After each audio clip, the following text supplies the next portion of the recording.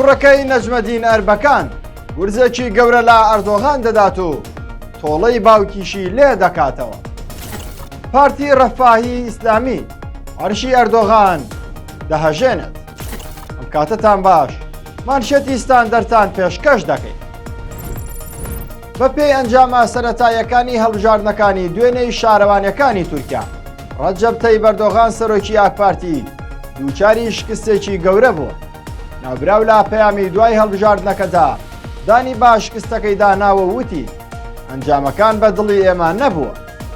چاودێران هۆکاری شکستی ئەردۆغان بۆ زۆر فاکتەر دەگەڕێننەوە، بەڵام یەکێک لە فاکتەرە سەرەکیەکان هاتنە پێشەوەی حیزبی ڕەفای ئیسلامیە با بەهێزی و بە سەرۆکایەتی محەممەد فاتیح ئەربەکان کوڕی سەرۆکی پێشووی حیزبەکە نەجمەدین ئەربەکان کە بە باوکی ئیسلامی سیاسی لا تورکیادا دەنرێت و ئەردۆغان پەروەردەکراوی ئەو بووە.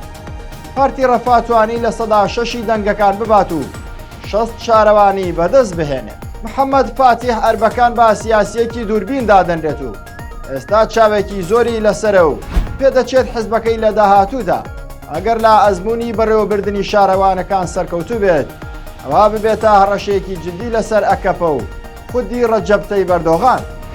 شانی باسا لە ساڵی 2000 ڕەجەب تەیب ئەردۆغان لە حیزبەکەی نەجمەدین ئەربەکان جیابوویەوە و ئاکەپەی دروست کرد.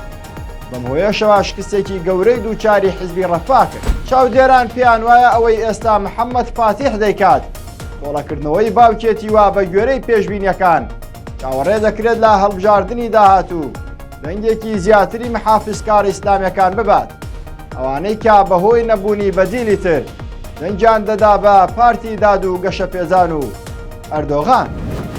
هەرشاد